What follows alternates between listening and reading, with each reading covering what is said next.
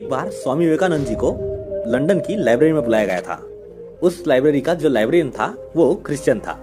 अब उसने स्वामी जी की शांति भंग करने के लिए और परीक्षा लेने के लिए सारी किताबों को एक क्रम से जोड़ दिया।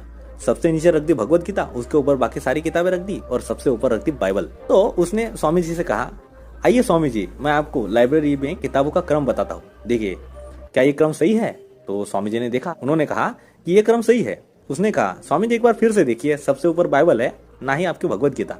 स्वामी जी ने कहा, अगर ऊपर से बाइबल गिर भी जाती है या तो कोई भी अन्य किताब गिर जाती है तो कुछ फर्क नहीं पड़ेगा, लेकिन अगर मैं नीचे से भगवत गीता को उठा दूं तो बाकी सारी किताबों का गिरना तय है, क्योंकि भगवत गीता ही इन सबका मूलाधार है। मान गए स्वामी जी की बुद्धि को। आप भी स्वामी विवेकानंद जी के भक्त है तो लाइक, शेयर और सब्सक्राइब कीजिए। आपका अपना चैनल फैक्ट ऑफ फैक्ट्री। ये उन दिनों की बात है जब स्वामी विवेकानंद जी लंदन में ह्यूमन साइकोलॉजी के ऊपर पीएचडी कर रहे थे। तब वहां पर साइकोलॉजी के प्रोफेसर ने परीक्षा में एक प्रश्न पूछा था, जो था दुनिया की सबसे पवित्र किताब पर निबंध लिखिए।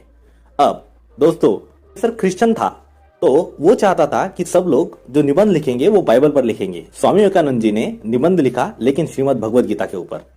निबंध बहुत ही सुंदर था, लेकिन वो पढ़कर प्रोफेसर खोल गया और उसने स्वामी जी को मार्क्स दिए बिना ही नीचे इडियट लिख दिया।